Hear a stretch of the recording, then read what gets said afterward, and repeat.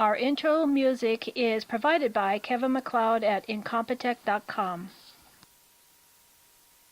Check out Night Dreams Talk Radio on the web at www.nightdreamstalkradio.com. For the best in paranormal talk radio, you're listening to Night Dreams Talk Radio with Gary. Well, hi, everybody. This is Gary at Night Dreams Talk Radio. Boy, I'm kind of sad here. On the news here, just a couple hours ago, they finally announced what happened to, well, when my friend Art Bell died, the cause of the death. And it appears it was because, he had a really extremely bad back.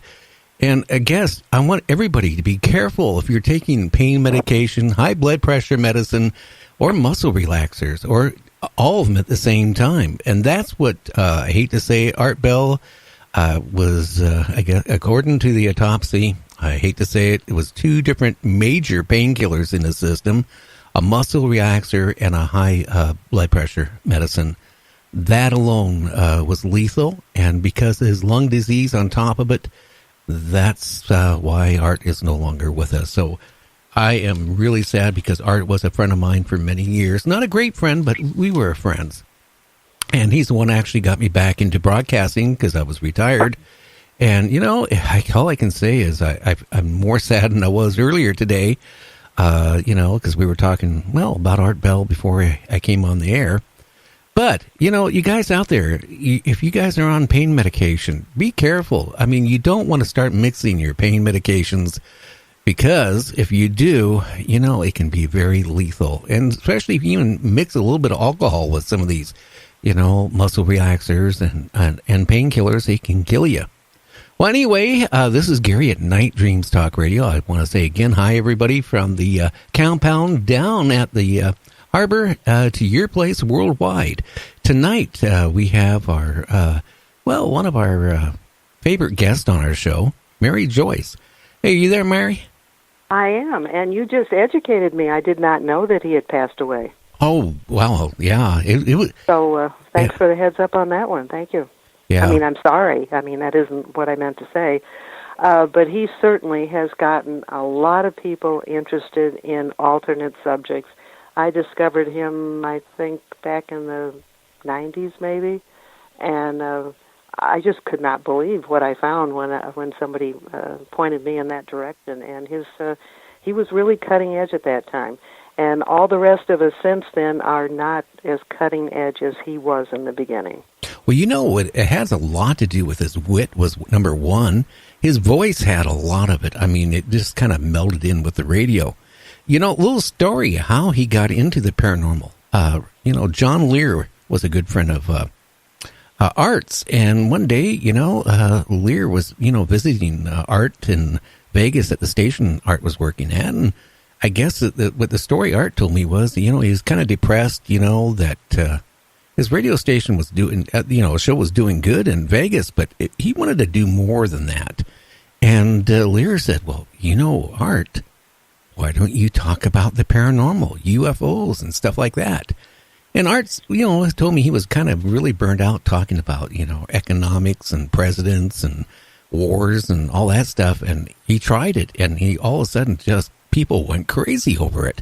And, if it wasn't for Art, let's face it, paranormal wouldn't even be where it's at today. I mean, it made a big, major jump in people accepting the paranormal, and it's mainly because of Art.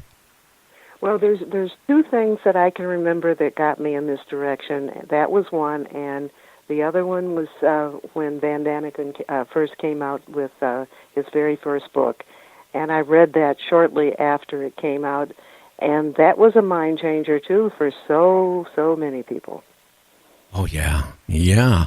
Now, tonight, first, everybody, why don't you tell everybody? I'm kind of stuttering here because I'm still a little bit kind of shook up about what, reading about Art here today. Did you just find out? Oh, I found out while I was not hosting, but board operating another show on our network, and that's when I got the news feed from the Pahrump Sheriff's Department, and I started reading it, and I'm going, oh, wow, and it kind of just, shook me up. And it's hard to shake that quickly anyhow. Well, one little bit thing more, and then I don't want to keep talking about art because you'll No, find me it's okay. you'll find He me deserves to crying talk on about the it. radio. Seriously, but you know what? It was interesting. I talked to Art about a month before he passed on, and we were just talking and stuff in general. He was giving me tips on my show and what type of equipment I needed to put in and all this stuff. And we were just talking, and we were talking about the earth changes, the earth wobble, all kinds of different things. And, I said, I wish I would have got that, the book Superstorm, that him and Whitney wrote. And, I said, I can find it on eBay, but, I really would, I wish I would have had a new one at the time. I didn't think any more of it. I didn't go on about it at all. He died on a Friday, and Monday in the mail, I go get my mail, and there it was, the book. He sent it to me. And that was like, wow. That was the biggest shock I ever had in my life. Very interesting.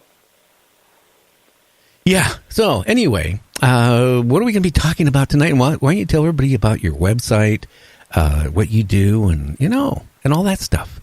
Okay, we've got a website, and I'll mention it now, and anything that we talk about, people can go to the website and follow up on it. So we'll repeat it at the very end. It's skyshipsovercashers.com, and by the time you write Skyships Over, it will probably come up on Google. But Cashers is spelled Cashhiers. And it's a website. We just celebrated the 10th year of it in July. So we've been churning stuff out, usually weekly, sometimes every 2 weeks, depending on people's schedules. But there is a ton of information. And if anybody goes on that website, I encourage them, when they get into a category they like, check out the archives, because so much in the archives is still new to so many people. And as far as a news story goes, one of the things I wanted to share with you actually was inspired when the government arrested the, what's her name, Marina Butina.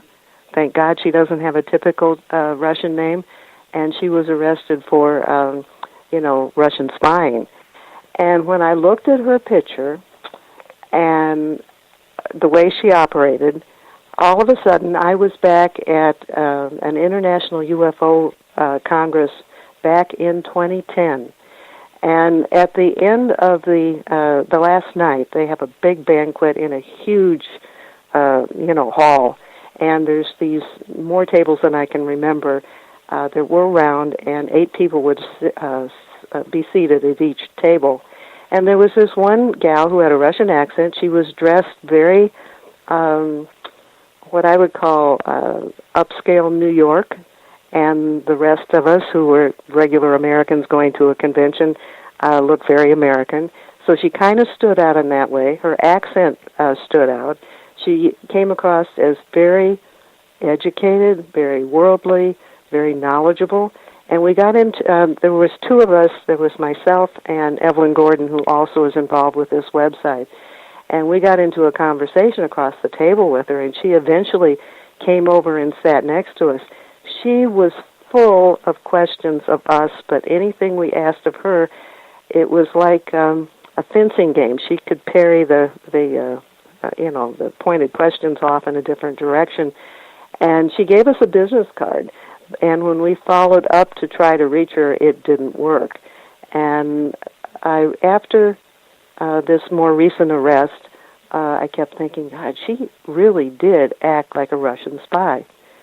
And having known that there are those within our government who also have deliberately infiltrated some of the UFO organizations to, I think, do 2 things. I think they get in there to try to find out what's going on, and I think they also sometimes get in there to give their own particular slant or twist or disinformation on subjects. So that's the first thing that pops to the top of my mind tonight.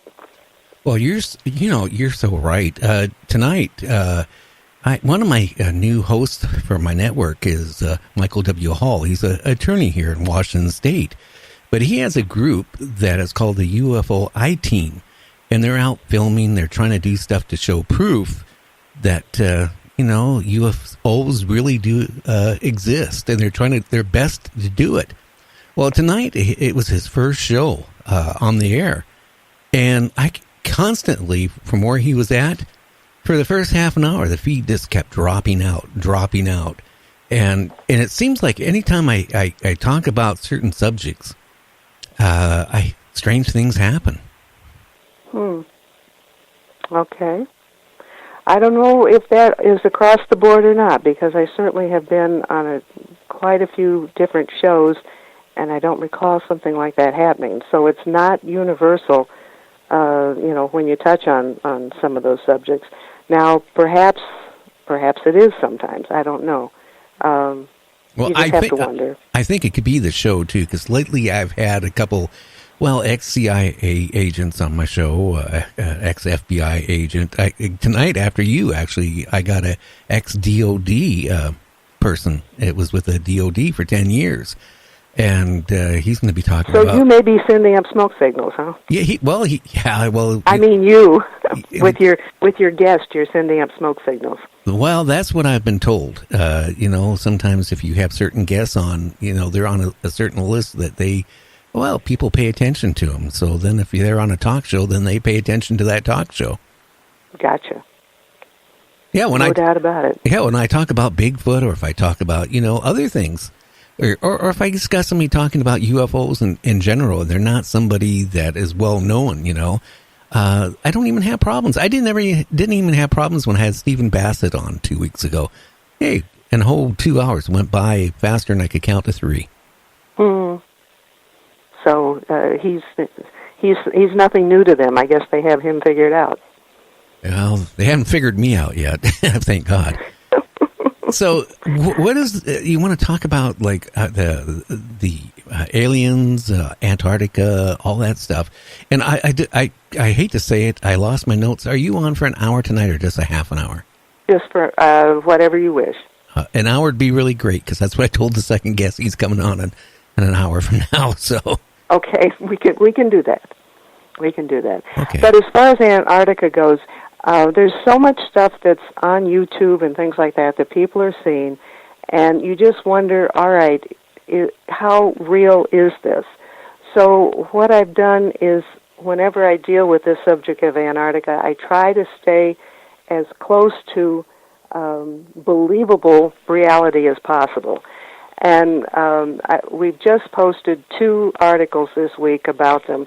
One is called Volcanoes Help Nazis Build the Secret Base. And we can just start with that one. One of the things that I think will surprise many, many people is that the world's most active volcanic region is beneath Antarctica. And who would guess it? Because, these are underneath the ice. And there was a group from Edinburgh University, and they started searching to find all the volcanoes they possibly could find in Antarctica. And so in August, just about a year ago, they found 91 previously unknown volcanoes for a total of 138 on the western coast of Antarctica. Oh, wow. Now, the reason this ties in with the whole Nazi thing is that volcanoes oftentimes will create these huge tubes or caverns beneath the ground. And I could probably find pictures, on the internet somehow that supposedly are of underground systems that the Nazis have